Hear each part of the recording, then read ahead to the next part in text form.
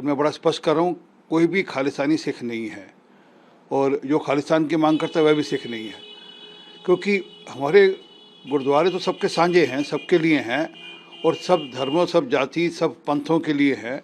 जो मर्जी आ सकता है। साहब श्री गुरु नानक देव जी से लेकर श्री गुरु गोविंद सिंह साहब तक सबने कहा कि हम सबका मान आदर करते हैं और हरिमंदिर जो है, जो सिखों का सबसे बड़ा तीर्थ स्थल है, धर्मस्थल है, वो तो 4 दरवाजे हैं वहाँ पर।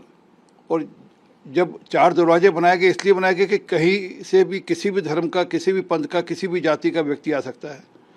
तो ये जो स्कॉटलैंड में हुआ, ये निंदनीय है और अपेक्षा करते हैं कि वहाँ की सरकार इस पर तुरंत कार्रवाई करेगी। जी, क्योंकि कनाडा में देखिए, वो कनाडा हो, वो यूके हो, वो अमेरिका हो, वो ऑस्ट्रेलिया हो, वहाँ की सरकारों को इसकी चिंता करनी पड़ेगी, क्योंकि अगर आप अपने पिछवाड़े में सांप पालेंगे तो अंततः वो आपको डसेंगे। और आप ये सोच रहे हैं कि इन सांपों के माध्यम से यहाँ पर कोई बंटवारा हो जाएगा, ये होने वाला नहीं। विदेश मंत्री ने भी चिंता जाहिर की है कि दबाव है, तमाम चीज़ें चल रही हैं। बिल्कुल, विदेश मंत्री ने बिल्कुल ठीक चिंता जताई है कि राजनीतिक कारणों से वहाँ की पार्टी पर दबाव है, जस्टिन ट्रूडो पर दबाव है और उसके चलते हुए ये सब प्रकरण हो रहे हैं, क्योंकि उनको सत्ता में बने रहना है और सत्ता में बना रहने के लिए वह इस प्रकार के लोगों को छूट दे रहे हैं, जो कि उनकी धरती पे जाकर वहाँ के हिंदुओं को, जो कैनेडियन हिंदूज हैं, उनको भी धमकाते हैं और कहते हैं कि आप कनाडा छोड़िए।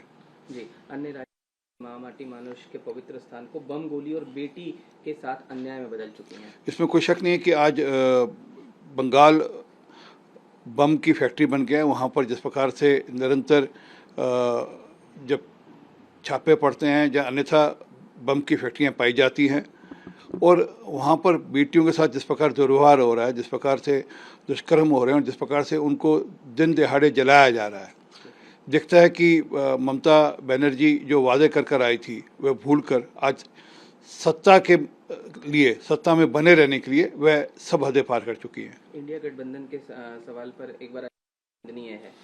नहीं, कांग्रेस उसको निंदनीय तो कह रही है, परंतु उन्हीं लोगों के साथ फिर समझौते की बात कर रही हैं, उन्हीं लोगों के साथ फिर यहाँ पर बैठकर फ़ोटो खींचती हैं, फ़ोटो खिंचवाती हैं अपनी, और वह भूल जाती हैं कि सिर्फ खेरा नहीं, इससे पहले 4 उनके पूर्व मंत्री जेल में हैं, उप मुख्यमंत्री आज भी जेल में हैं। तो दिखता है कि कैसी सोच है, परंतु कांग्रेस की मजबूरी है, क्योंकि मोदी जी के खिलाफ अपना एक अभियान जारी रखना है और ये देखना है कि हम सब इकट्ठे हैं।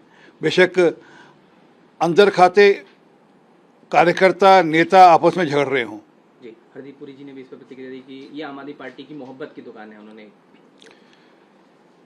अब ये आम आदमी पार्टी की या राहुल गांधी की, किसी एक की तो मोहब्बत की दुकान है, क्योंकि दोनों एक दूसरे के खिलाफ ओपनली डटकर लड़ भी रहे और खड़े भी हैं।